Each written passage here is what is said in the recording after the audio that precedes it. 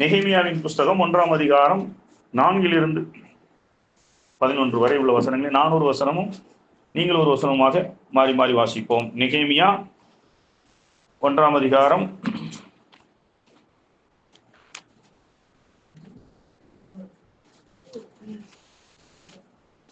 4வது வசனத்திலிருந்து 11ஆம் வசனம் வரை 400 வசனமும் நீங்கள் ஒரு வசனமாக மாறி மாறி வாசிப்போம். இந்த வார்த்தைகளை கேட்டபோது நான் உட்கார்ந்து அழுது சில நாளாய் துக்கித்து உபவாசித்து மன்றாடி பரலோகத்தின் தேவனை நோக்கி,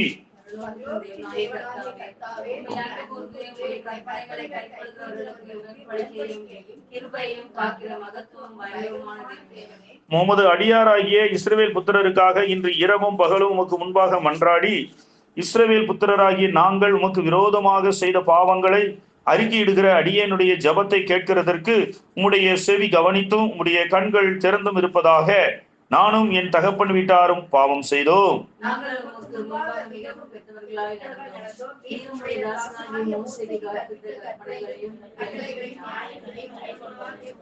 நீங்கள் கட்டளையை மீறினால் நான் உங்களை ஜாதிகளுக்குள்ளே சிதறடிப்பேன் என்றும்,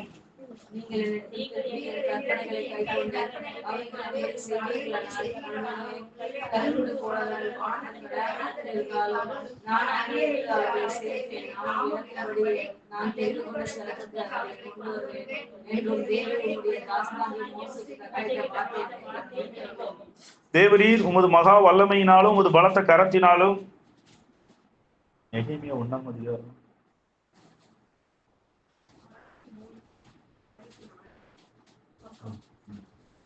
தேவரீர் உமது மகா வல்லமையினாலும் உமது பலத்த கரத்தினாலும் மீட்டுக் கொண்ட உமது அடியாரும் உமது ஜனங்களும் இவர்கள் தானே.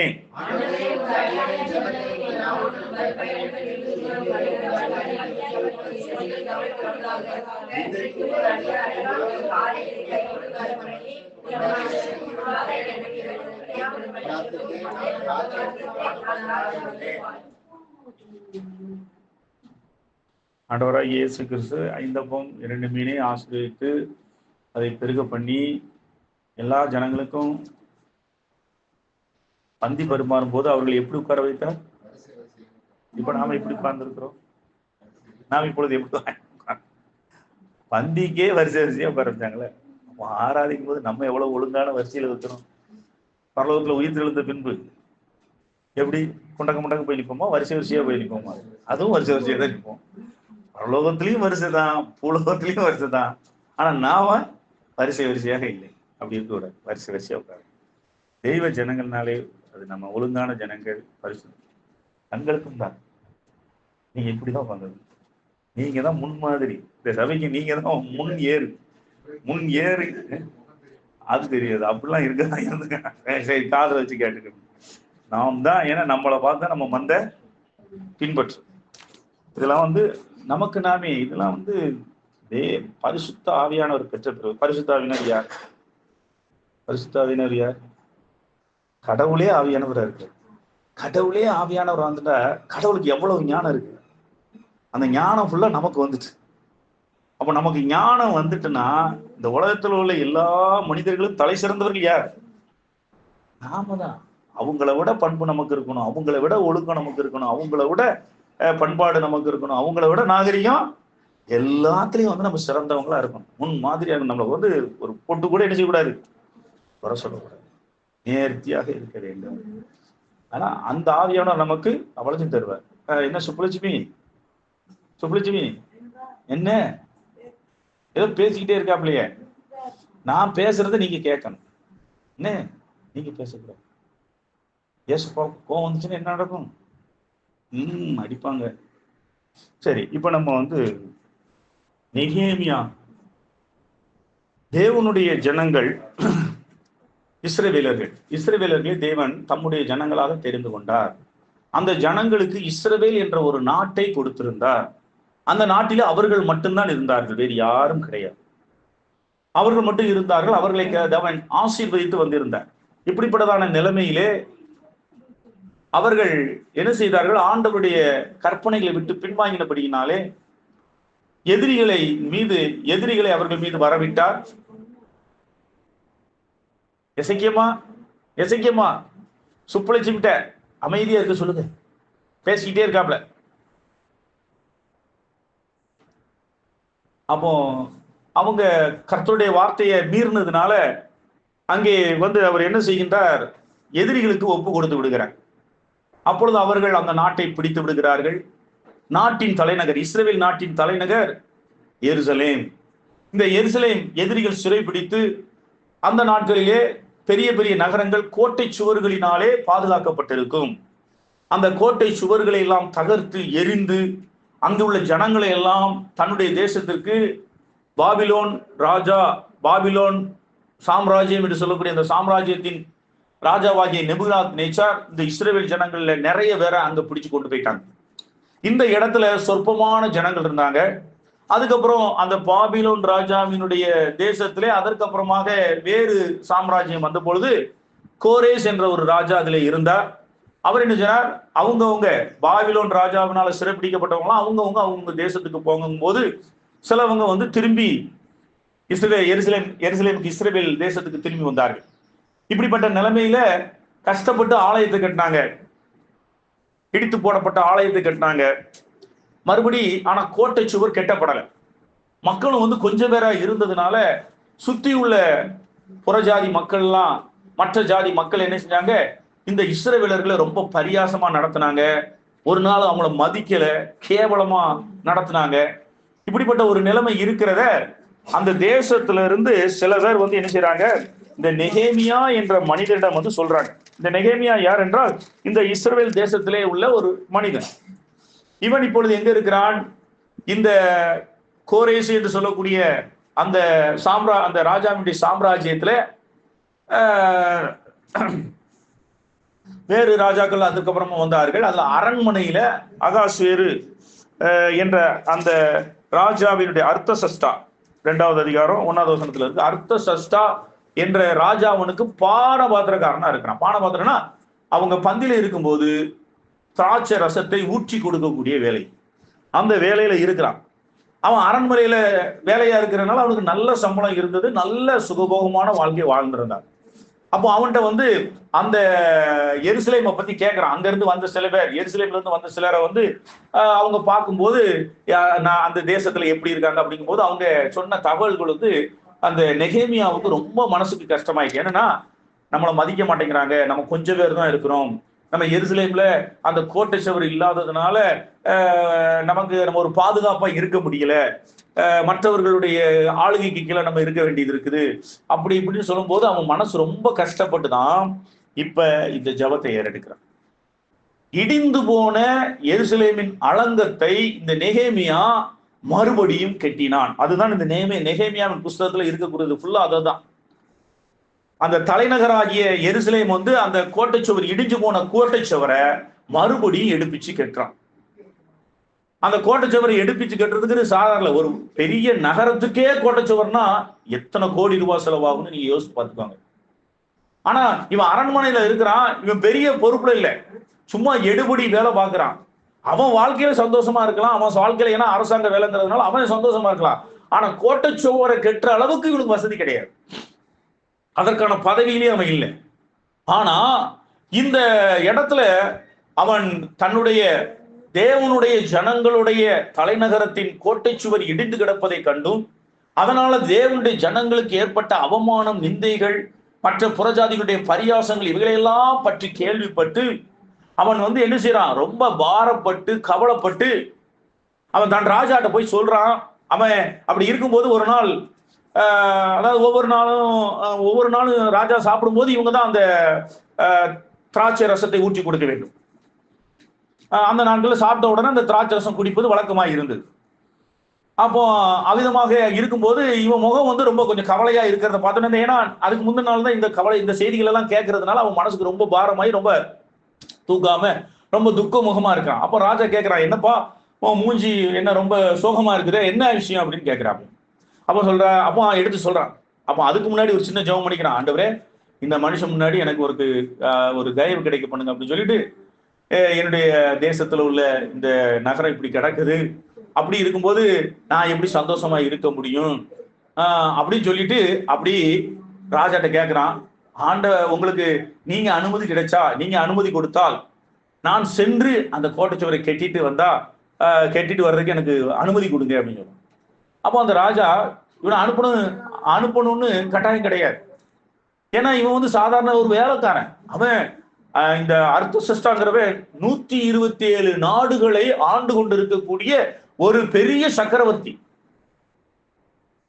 அவனுக்கு அரண்மனையில வெறும் திராட்சரசத்தோட வேலைக்காரன் தான் இந்த நெகேமியா. இவனை ஒரு பொருட்டா நினைக்கணும்னு அவசியமே கிடையாது. ஏப்பா அதெல்லாம் உனக்கு என்னப்பா, அது யாராவது பாத்துக்கிடுவாங்க, நீ உன் வேலை செய் அப்படின்னு சொல்லிட்டு அவன் போயிருக்கலாம். ஆனா ராஜா, சரி நான் உனக்கு உத்தரவு கொடுக்க, நீ போயிட்டு வர்றதுக்கு எவ்வளவு நாள் ஆகும் அப்படின்னு சொல்லும் போது அவன் குறிப்பிட்ட நாள் சொல்றான், இத்தனை வருஷம் ஆகும் அப்படின்னு சொன்ன.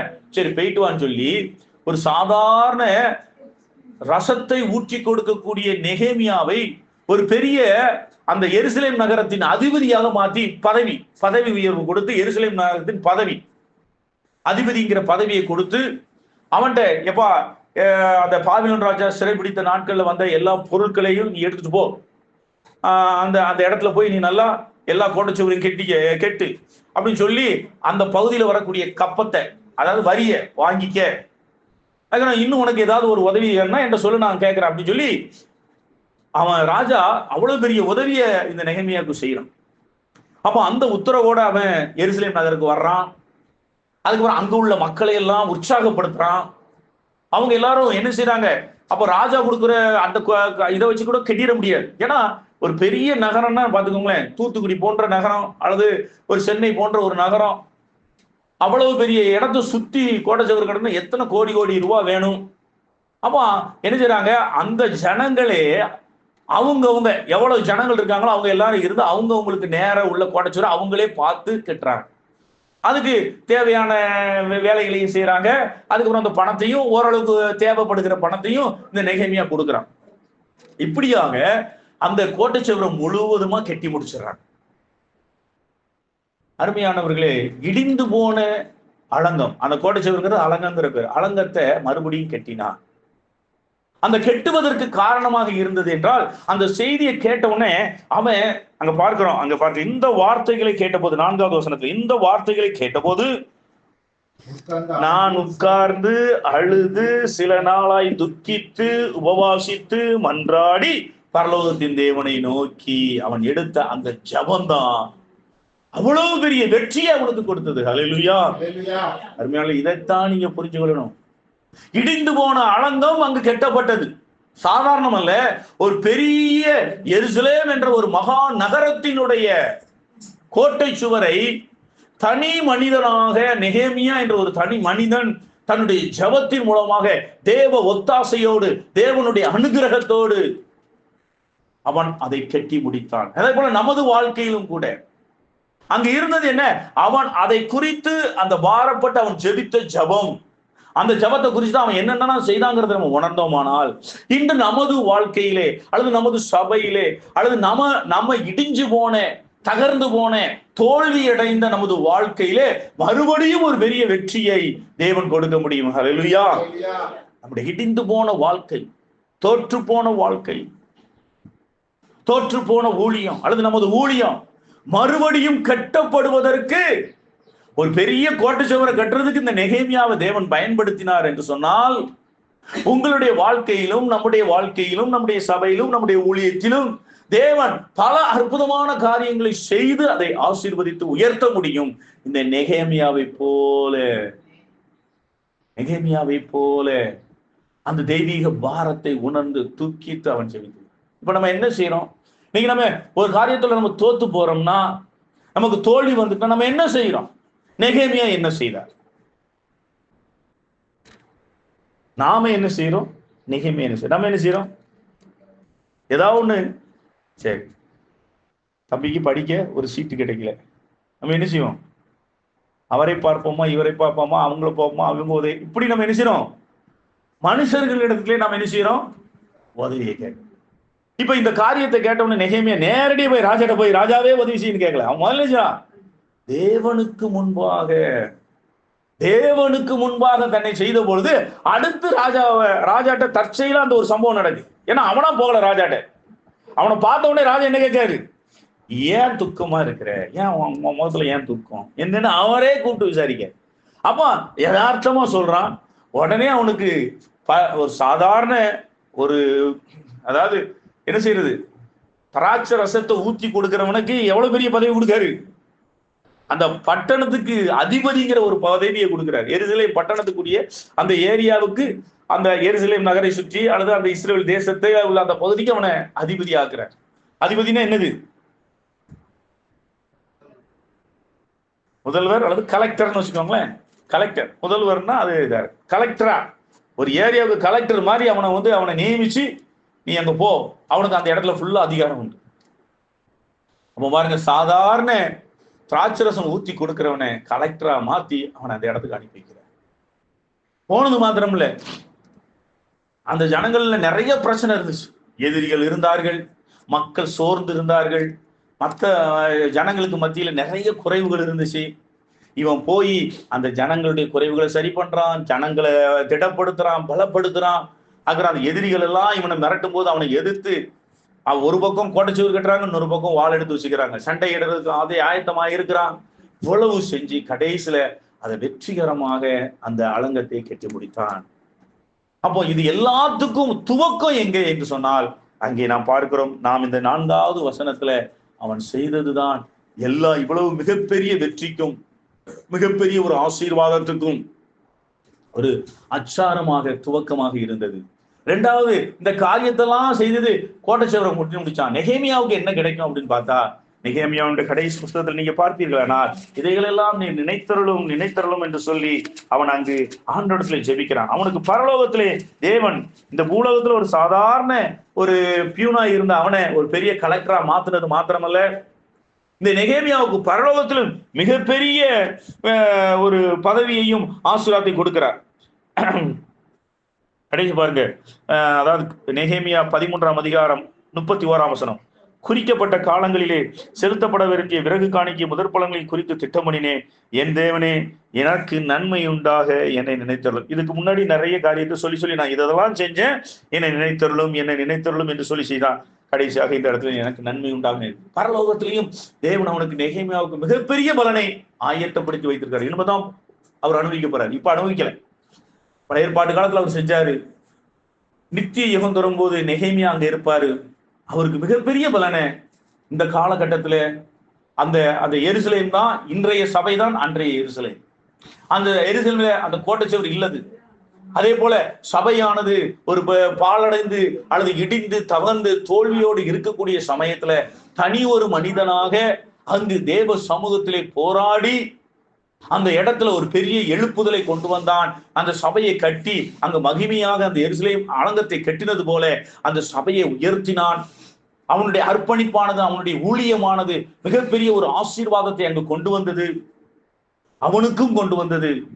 அவன் அப்படி அர்ப்பணிச்சதுனால அவன் பியூனா இருக்கிறவன் கலெக்டரா மாறுறான், பெரிய கோட்டைச்சுவரை கட்டி முடிக்கிறான்.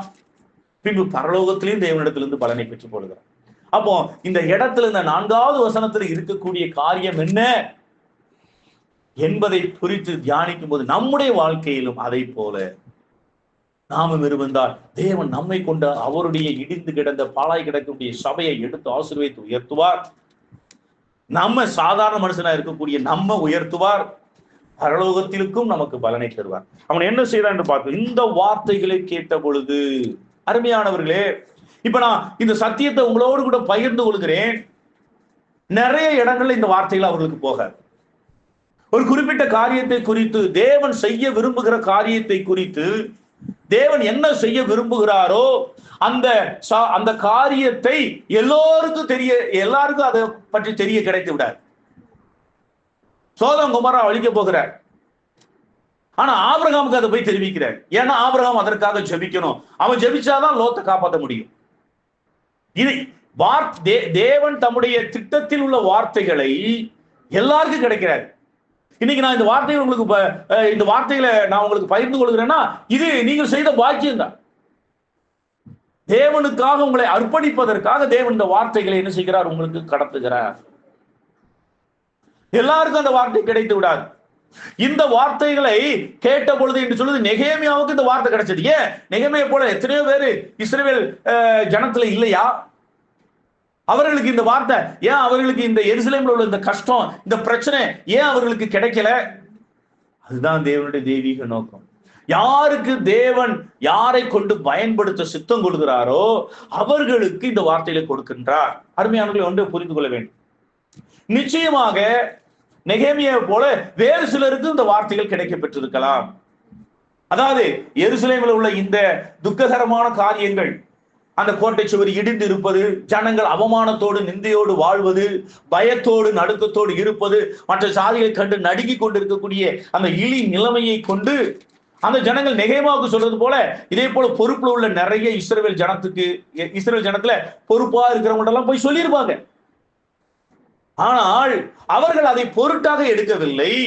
நெகேமியா அதை பொருட்டாக எண்ணினான், பொருட்டாக எடுத்துக்கொண்டான்.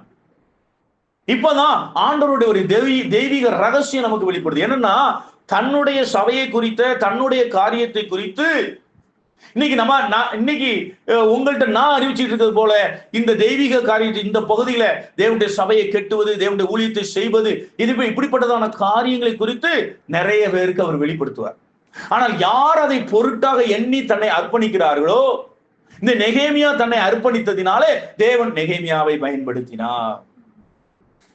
இதே போலதான் இப்ப நீங்க நினைச்சுக்கணும், ஆபிரகாம் காலத்துல தேவனை நினைக்கிறாரு, தன்னுடைய ஜனமாக ஒரு ஜனத்தை உருவாக்க வேண்டும். அப்படி உருவாக்கணும்னா ஏதோ ஒரு ஆண் ஒரு பெண்ணிடத்துல இருந்தும் அதை தொடங்கணும். எப்படி இந்த உலகத்துல ஆதாம் ஏவாள்கிட்ட இருந்து முழு மனித குலத்தை ஆண்டவர் உண்டாக்குனாரோ, அதை போல தனக்கென்று ஒரு தேவ ஜனங்கள் எல்லாரும் பாவத்திலே மூழ்கி விட்டார்கள். படைக்கப்பட்ட ஜனங்கள் அனைத்தும் பாவத்துல மூழ்கிட்டாங்க. அவர்கள் இருந்து ஒரு குறிப்பிட்ட ஜனத்தை தன்னை உண்மையாக அறிந்து, தன்னை உண்மையாக அவருடைய வார்த்தையின்படி அறிந்து, வார்த்தையின்படி சேவிக்கக்கூடிய ஒரு தேவ ஜனத்தை உருவாக்க வேண்டும் என்பது தேவனுடைய திட்டம். அப்போ இந்த தேவனுடைய திட்டத்திற்காக ஒரு ஆணும் ஒரு பெண்ணும் தேவை. அப்போ ஆண்டவர் நமக்கு தெரிந்தது, அந்த ஆணும் பெண்ணும் ஆபிரகாமும் சாராளும் நமக்கு தெரிந்திருக்கு. ஆனா நமக்கு தெரியாத சில ரகசியம் உண்டு. என்னவென்றால், வேதத்துல காண்பிக்கப்படாதது என்னன்னா, இந்த ஆபிரகாம் ஏவாள்கிட்ட ஆண்டவர் சந்தித்தது போல, ஆபிரகாமை சந்தித்தது போல நிறைய பேரை சந்திச்சிருப்பார், நிறைய பேரை போய் சந்திச்சிருப்பார். அப்போ ஒவ்வொருத்தருடையும் அவர் சொல்லியிருப்பார், என்னை நம்பி வா, நான் காண்பிக்கும் தேசத்துக்கு போ, நான் உன்னை பெரிய ஜாதியாக்குவேன்னு ஆபிரகாம் சொன்னது போல இன்னும் யாரிடமும் சொல்லி இருக்கலாம். ஆனால் எத்தனை பேர் அதை ஏற்றுக்கொண்டார்கள் என்று தெரியாது. ஆபிரகாம் சொன்ன போது அவனை ஏற்றுக்கொண்டான். அதற்கு முன்னாடி எத்தனை பேருக்கு கர்த்தர் சொன்னார் எனக்கு தெரியாது. எத்தனை பேரை அவங்க சந்திச்சாங்க, எத்தனை பேர்கிட்ட போய் பேசினாங்கன்னு தெரியாது. ஆனா ஆபிரகாம் சொன்ன போது, ஆபிரகாம் சந்திச்ச உடனே தேவன் அதற்கு ஆபிரகாம் தன்னை அர்ப்பணித்தான். அதே போலதான் இந்த நெகேமியா, இந்த எருசலேம் இடிந்து கிடக்கிற காரியத்தை நிறைய பேர்ட்ட அந்த மக்கள் மூலியமா நிறைய பேர்ட்ட சொல்லியிருப்பார். அது நெகேமியா தன்னை அர்ப்பணித்தான். அதே போலதான் அருமையானவர்களே, தேவன் தனது காரியங்களை குறித்து, யார் நமது காரியமாய் போவார், தனது காரியத்தை குறித்து பல பேர்ட்ட அவர் வெளிப்படுத்தும் போது, யார் அதற்கு தன்னை அர்ப்பணிக்கிறார்களோ அவர்களை கொண்டு அந்த காரியத்தை செய்வது மாத்திரமல்ல, அவர்களையும் கர்த்தர் ஆசீர்வதிக்கிறார். அப்போ இந்த வார்த்தைகளை கேட்ட போது, தேவனுடைய தெய்வீக திட்டத்தின் வார்த்தைகள் எல்லாருக்கும் கிடைக்காது. தேவனுடைய சரீரமாகி சபையை உண்டாக்கணுங்கிற அந்த பாரம் இன்னைக்கு நிறைய பேருக்கு கிடைக்காது. நிறைய பேர் ஊழியத்தை என்ன செய்யறாங்க, ஒரு பிசினஸ் மாதிரி செஞ்சுக்கிட்டு இருக்கிறாங்க. வர்றாங்க, ஆராதனை நடத்துறாங்க, ரட்சிப்பு காரியங்களை சொல்றாங்க, அதுக்கப்புறம் அப்படி போறாங்க. தேவனுடைய முழுமையான திட்டத்தை யாருமே சொல்றது கிடையாது. அனைவருக்கு அந்த முழுமையான திட்டம் தெரிவது கிடையாது.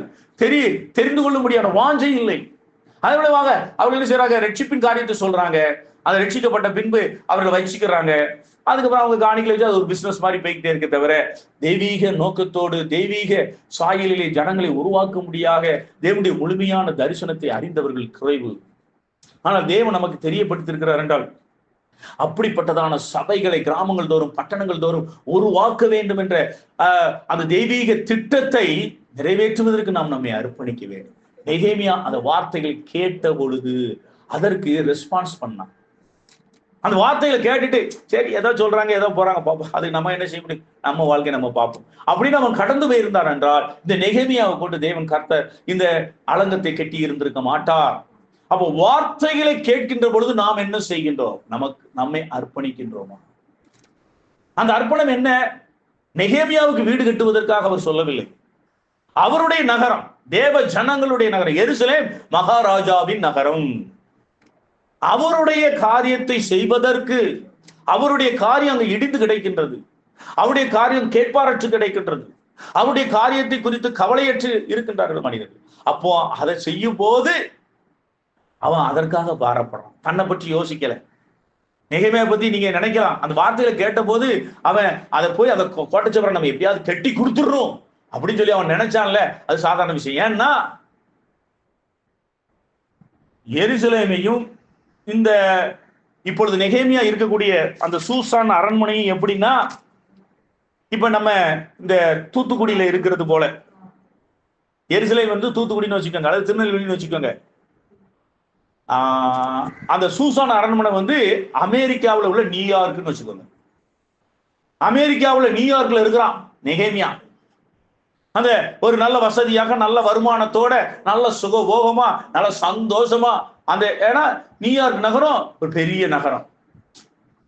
அதை இன்னும் புரிந்து கொள்வதற்கு சொல்ற ஒரு சென்னை மாநகரம் போல. சென்னை மாநகரத்துக்கு மேலதான் அது. ஆனா சென்னை மாநகரத்தை விட நியூயார்க் நகரம் 10 மடங்கு 20 100 மடங்கு எல்லா செல்வ செழிப்பு மிக்கது. நான் புரிந்து கொள்றதுக்காக அந்த சென்னை நகரத்துக்கு நீங்க போனீங்கன்னா என்ன நல்ல நிறைய பார்க்குகள் இருக்கு, பீச்சுகள் இருக்கு, உல்லாசமா இருக்கிறதுக்கு நிறைய வழிகள் இருக்குது, சம்பாதிக்கிறதுக்கு நிறைய வழிகள் இருக்கிறது. அப்ப எல்லாரும் என்ன செய்வாங்க, அந்த சென்னைக்கு போகணும் அப்படிங்கிறதுல எல்லாரும் இருப்பாங்க. அதே போலதான் அந்த நியூயார்க்ல நல்ல வருமானம், ராஜாவுக்கு அரண்மனையில ராஜாவுக்கு வேலைக்காரனா சாதாரண நல்ல சம்பளம் கிடைக்கும். அப்ப நல்ல சம்பளம், உயர்ந்த இடம், எல்லாத்தையும் அனுபவிக்கலாம். அங்க இல்லாததே கிடையாது, இல்லாத எந்த வசதியுமே கிடையாது. அங்க இருக்கிற வசதிகள் எருசலேம்ல இருக்க. எருசலேம்ல கோட்டைச்சுவர் இடிச்சு கிடக்கு, ஒண்ணும் கிடையாது. அங்க போனா கஷ்டம். ஆனா அந்த சூசான் அரண்மனை இருக்கக்கூடிய அந்த சூசான் நாட்டுல அந்த இடமானது எல்லா வசதியும் இருக்குது, நல்ல சம்பளம் இருக்குது. இப்ப அங்க இருந்து இங்க யாராவது வர விரும்புவாங்களா? விரும்ப மாட்டாங்க. நீங்க நிறைய இந்தியர்கள் இங்க இருந்து அமெரிக்காவுக்கு சொல்றாங்க, சம்பாதிக்கிறதுக்காக சொல்றாங்க. போனவங்கள நிறைய பேர் திரும்பி வர்றதே கிடையாது. அங்கே அவங்க செட்டில் ஆயிடுவாங்க. ஏனென்றால் அங்க இருக்கக்கூடிய வசதிகள், அங்க இருக்கக்கூடிய வாய்ப்புகள், நிம்மதியான வாழ்க்கை எல்லாம் கிடைக்கும் நமக்கு. நல்லா உண்டு உடுக்க, புசிக்க, குடிக்க, எந்த விதமான இது இல்லை, எல்லா வசதிகளும் அனுப்பிக்கலாம். நீங்க நம்ம இருக்குன்னா கார் நம்மளால வாங்க முடியாது. அமெரிக்காவில் உள்ள காரு நம்ம நாட்டில் இருக்கிற காரோட எத்தனையோ மடங்கு உயர்ந்தது. அங்க வீட்டுக்கு வீடு கார் இருக்கும், எல்லா வசதிகளும் இருக்கும். வருமானம் இருந்தா போதும், எல்லா வசதிகள் இருக்கும். ஒவ்வொரு வீடுமே ஒரு பெரிய ஒரு நட்சத்திர ஹோட்டல் மாதிரி இருக்கும். நம்ம வீடுகள் மாதிரி அலங்கோலமா இருக்காது, அசுத்தமா இருக்காது. அப்போ ஆகவே அங்க போய் இருக்கிறவங்க யாருமே வர மாட்டாங்க. அங்கே போய் அப்படி அமர்ந்து அங்கே வாழ ஆரம்பிச்சிருவாங்க. அப்படிப்பட்ட ஒரு இடத்துலதான் நெகேமியா இருக்கிறான். ஆனா நெகேமியா அந்த வாழ்க்கையின் வசதியை அனுபவிக்க விரும்பவில்லை. அவன் என்ன நினைக்கிறான், தேவ ஜனமாகிய தேவனுடைய ஜனத்தின் அடையாளமாகிய இந்த எருசலேம் இப்படி இருக்கிறதே, இதை எப்படி ஆயிருங்கடா நம்ம வாழ்க்கையில. இப்ப அவன் இங்க வரும்போது நீங்க நினைக்கிற போது ஒரு வருஷத்துல வந்து கட்டிட்டு போகல, அவ வந்து 20-25 வருஷத்துக்கு மேல இந்த எருசலேம்ல இருக்க வேண்டியதா இருந்தது. 25 வருஷம் ஒரு மனுஷனுடைய வாழ்க்கை, 25 வருஷம் பாருங்க. 25 வருஷம் சுகமான இடத்துல சுகமான வாழ்க்கையை விட்டுட்டு அவன் அங்க கஷ்டப்பட வந்திருக்கான். மோசே எப்படி பார்வோன், எகிப்தின் பார்வோனுடைய அரண்மனையில் இருப்பதை காட்டிலும் தேவ ஜனங்களோடு துன்பப்படுவதை தெரிந்து கொண்டது போல இங்க நெகேமியா என்ன செய்யறான், தன்னுடைய வசதியான வாழ்க்கையை விட்டுவிட்டு அவன் இங்கு தேவ ஜனத்திற்காக அவன் கஷ்டப்படுவதை விரும்பி வருகிறான். அதே போலதான் பரலோகத்திலே கர்த்தராகிய இயேசு கிறிஸ்து தேவ தூதருடைய ஆராதனை மற்ற எல்லாவற்றையும் விட்டுவிட்டு நம்முடைய ரட்சிப்புக்காக இந்த உலகத்திலே கஷ்டப்படுவதற்காக பாவிகளுக்கு மத்தியிலே அவர், மற்றவர்களுக்கு மத்தியிலே அவர் துன்பப்படக்கூடிய ஒரு அந்த வாழ்க்கையை தெரிந்து கொண்டவர் இந்த உலகத்துக்கு வந்தார். இதே போலவே தான் இயேசு கிறிஸ்துவை போல மோசையை போலதான் இந்த நெகேமியா. அதே போல நம்ம தேவனுடைய ஊழியத்துல இருப்பது கஷ்டம் இருக்கும், சுகபோகமா வாழ்றதுக்கான ஒரு வாழ்க்கை இருக்கும். ஆனா தேவனுடைய காரியத்திற்காக இருக்கும்போது அதுக்கான கஷ்டம் இருக்கும். நம்ம எதை தெரிந்து கொள்கிறோம், இந்த வார்த்தைகளை கேட்ட போது நெகேமியா கஷ்டப்படுவதை, தேவனுடைய காரியத்திற்காக கஷ்டப்படுவதை, தேவனுடைய காரியத்திற்காக துன்பப்படுவதை அவன் தெரிந்து கொள்கிறான் இந்த வார்த்தைகளை கேட்ட பொழுது. அடுத்து 2வது பார்க்கிறோம், கேட்ட போது நான் உட்கார்ந்து சிந்திச்சு பார்க்கிறான். அந்த இடிஞ்சு கிடக்கு, மக்கள் இப்படி கஷ்டப்படுறாங்கன்னா இதனுடைய நிலைமை என்னவாகும். அந்த உட்கார்தல் என்பது என்னவென்றால் தேவ சமூகத்திலே உட்கார்ந்து அவன் தியானித்து பார்க்கிறான். என்ன தியானித்து பார்க்கிறான்? இந்த எருசலேம்ல கட்டப்படலைன்னா, இந்த எருசலேம் என்ற நகரம் இருந்த இடம் இல்லாமல் போய்விட்டால் இஸ்ரவேல் என்ற ஜனமே இல்லாமல் போய்விடும். அதுக்கப்புறம் அவன் உட்கார்ந்து யோசித்து பார்க்க தேவனுடைய பாதத்துல அமர்ந்து தியானிக்கிறான். இந்த எருசலேம் நம்ம இன்னைக்கு கட்டளைன்னு சொன்னா, இனி இன்னும் கொஞ்ச நாள்ல இந்த எருசலேம் என்கிற இடம், இந்த இடத்துல ஒரு நகரம் இருந்ததுக்கு அடையாளம் தெரியாம மாறி போய்விடும், மண்மேடாக போய்விடும், ஒரு கிராமமா போயிடும். மக்கள் கொஞ்சம் பேரா இருக்கிறாங்க, அதுக்கப்புறம் அவங்க செதறிடுவாங்க. பிறகு இந்த இடத்துல எருசலேம்ங்கிற ஒரு நகரமே இல்லாமல் போயிடும். எருசலேம் நகரம் இல்லைன்னு சொன்னா இஸ்ரவேல் என்ற மக்கள் இருந்தார்கள், இப்படி எல்லாம் இருந்தார்கள் என்ற அடையாளம் தெரியாம போய்விடும். மொத்தத்துல தேவனுடைய ஜனம், தேவனுடைய காரியங்கள் எல்லாமே மறைந்து போகக்கூடிய ஒரு நேரம் ஏற்பட்டுரும். அப்படிங்கிறத அந்த உட்கார்ந்து தேவனுடைய பாதத்திலே உட்கார்ந்து தியானிக்கும் போதுதான் அதை அவன்லாம் உணர ஆரம்பிக்கின்றான். அதனாலதான் அடுத்து அவனுக்கு வருது, அவன் ஆள ஆரம்பிக்கிறான். ஐயோ, இந்த நிலைமை வந்தால் எப்படி? அவனுக்கு அது அழுகையை கொண்டு வந்தது, துக்கத்தை கொண்டு வந்து. அவன் தனக்காக அளவில்லை, அவன் ஒரு அரண்மனையில் சுகமான வாழ்க்கை வாழ்ந்து கொண்டிருக்கிறான். தேவனுடைய காரியத்திற்காக துக்கப்படுகிறான். தேவனுடைய காரியங்கள், தேவனுடைய ஜனங்களுடைய நிலைமை இப்படி இருக்கிறதே என்று சொல்லி அவன் தேவ சமூகத்திலே அமர்ந்த பொழுது ஏற்பட்ட பாரமானது அவனுக்கு அழுகையை கொண்டு வந்தது. அவன் தனக்காக, தன் குடும்பத்திற்காக, தன் பிள்ளைகளுக்காக அழவில்லை. அப்ப அதை பத்தி யோசிக்கிறான். என்னென்ன விளைவுகள் ஏற்படும், முன்பின் விளைவுகள் அனைத்தையும் யோசிக்கின்றான். நம்ம வாழ்க்கையில நிறைய நேரங்கள்ல இந்த முன்பின் விளைவுகளை பற்றி யோசிப்பதே கிடையாது. கண்டதே காட்சி, கொண்டதே கோலம், பிடிச்சது முயலுக்கு 3 காலம் தான் நான் நினைப்புமே தவிர நடைமுறை சாத்தியமா, இது நடைபெறுமா, இந்த முன்பின் விளைவுகளை யோசிக்கும் திறன் தேவ ஜனங்களுக்கு தான் இருக்கும், தேவாவியை பெற்றவர்களுக்கு தான் இருக்கும். முன்பின் விளைவுகள், இப்படி போனா இது என்ன, இதுல என்ன நடக்கும், இப்படி போனா இப்படி என்ன நடக்கும் அப்படிங்கிறது பலவாறாக யோசித்து அப்போ நம்ம என்ன முடிவு எடுக்கணும். அப்போ அவன் யோசித்ததுனாலதான் இப்படியே விட்டா எருசலேம்ங்கிற ஒரு நகரம் இருக்காது, எருசலேம் நகரம் இல்லைன்னா இஸ்ரவேல்ன்ற ஒரு ஜனமே இருக்காது. அப்போ கண்டிப்பாக நம்ம ஏதாயிலும் ஒன்று செய்யணும். என்ன செய்யணும்? முதல்ல அந்த இடத்துல கோட்டைச்சவரை கட்டினா அது பாதுகாப்பா இருக்கும், இஸ்ரவேல் ஜனங்கள்லாம் அதுக்குள்ள பத்திரமா இருப்பாங்க, அந்த நகரம் நிலைவரப்படும், ஜனங்கள் நிலைவரப்படுவார்கள். பின்பு கர்த்தர் என்ன வேணாலும் செய்வார். என் காலத்துல நான் செய்யக்கூடியது இந்த கோட்டைச்சவரை கட்டுறது, அதான் என்னால செஞ்சுட்டு போக முடியும், அதை நான் செய்யணும் அப்படிங்கிற அந்த தீர்மானத்திற்குள் வருவதற்கு அவன் தேவ பாதத்திலே அமர்ந்து தியானித்தது. தியானம் அவசியம். தேவனுடைய வார்த்தைகளை கேட்கின்ற பொழுது அந்த தேவ சமூகத்திலிருந்து தியானிக்கணும். நேர போய் புருஷன் பொண்டாட்டி புருஷன் உட்காந்து ஆலோசி. அனனியாஸ் அப்படிதான் டிஸ்கஸ் பண்ணாங்க. என்ன செய்யலாம், வீட்டை வித்தாச்சு, இந்த காசை என்ன செய்யலாம், 2 பேரும் டிஸ்கஸ் பண்றாங்க. 2 பேரும் டிஸ்கஸ் பண்ணி என்ன முடிவு எடுத்தாங்க? எல்லாரையும் போல நம்மளும் எல்லாத்தையும் போட்டுட்டோம்னா நம்ம எதிர்கால சிக்கல் ஆயிரும். அதனால கொஞ்சத்தை எடுத்துக்கிடுவோம், மிச்சத்தை எல்லாரும் போட்டது மாதிரி நம்மளும் எல்லாத்தையும் போட்ட மாதிரி காமிச்சுக்கிடுவோம். பொண்டாட்டி புருஷன் பேசினா இப்படித்தான் நடக்கும். தேவ சமூகத்துல உட்காரணும். ஆபிரகாம்கிட்ட கேட்கிற ஈசாக்கு என்ன செய்யறாரு? ஆபிரகாம் ஈசாக்கிட்ட கேட்டாரா? நான் சொன்னதெல்லாம் அப்படி கேட்டுட்டே இருக்கீங்க. தேவன் ஆபிரகாம்கிட்ட என்ன சொல்றாரு?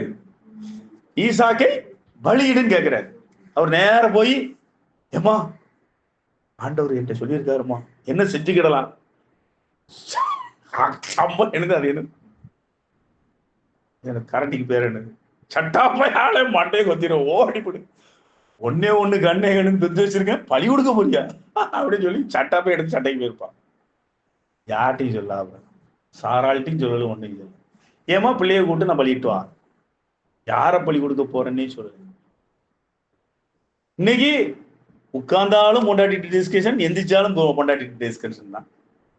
என்ன சட்டை போடுறதுல இருந்து பொண்டாட்டிட்டு தான் டிஸ்கஷன். நான் என்ன சட்டை போடணும், நான் இந்த செருப்பு போடலாமா, அதை செய்யலாமா, அதை செய்யலாமா. இப்பொழுது புருஷன் பொண்டாட்டியை ஆளுவதற்கு பதிலாக பொண்டாட்டிகள் புருஷனை ஆண்டு கொண்டிருக்கிறார்கள். காலங்களும் வாழ்க்கையின் சூழலும் அப்படி இல்லை. அவன் உன்னை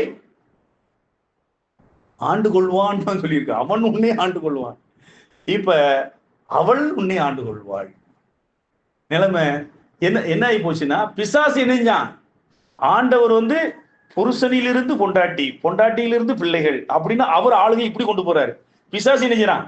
பொண்டாட்டியிலிருந்து ஆதாம், ஆதாமிலிருந்து எல்லாத்தையும் கவுத்துருவேன் அப்படின்னு சொல்லிட்டு பிசாசு அங்கிருந்து இப்படி வாரான், ஆண்டவர் இங்க இருந்து இப்படி போறாரு. இன்னைக்கு உலகம் பொல்லாங்கனுக்குள் இருக்கிறது, கடைசி காலம். இதுதான் இப்ப கரெக்டா நடக்கு. பொண்டாட்டிகள் புருஷனை ஆள்கிறார்கள், புருஷர்கள் மற்றவர்களை ஆள்கிறார்கள். அங்கு தேவனுடைய ஆளுகை இல்லை, பிசாசுடைய ஆளுகை இப்படி வந்துட்டு. அப்போ இந்த தெய்வீக ஒழுங்கு என்ன? தேவன் புருஷனை ஆள வேண்டும், புருஷன் பொண்டாட்டியை ஆள வேண்டும், புருஷனும் பொண்டாட்டியும் பிள்ளைகளை ஆள வேண்டும். அதுதான் ஒழுங்கு நியமம். அப்ப அந்த நியமத்துக்குள்ள நம்ம கொண்டு வரோம். சரி, இப்போ உட்கார்ந்த அழுது அதை குறித்து அவன் கவலைப்படுறான்.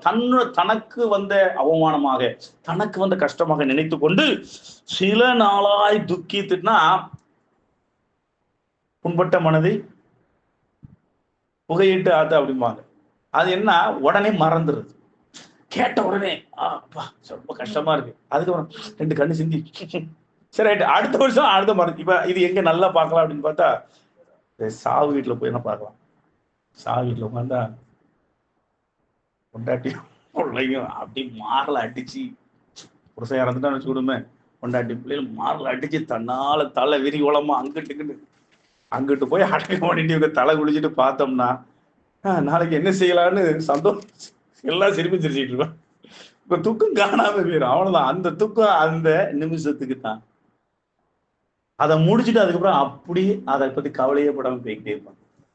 நீங்க நல்லா போய் பாருங்க, உட்கார்ந்து அழுதுகிட்டே இருப்பாங்க. என்னமோ தனக்கு உயிரானவங்க அப்படி உயிரே போன மாதிரி. அதுக்கப்புறம் பார்த்தா அடுத்த நாள்ல இருந்து வாழ்க்கை எப்பாடி நிம்மதியா ஒளிஞ்சாண்டா, நம்மளை துன்பப்பட்டு இருந்த ஆத்மா நம்மளை விட்டு போச்சு, நம்ம வாழ்க்கையை பார்ப்போம் அப்படின்னு சொல்லிட்டு நிம்மதியா வாழ்க்கையை ஓட்ட ஆரம்பிப்பாங்க.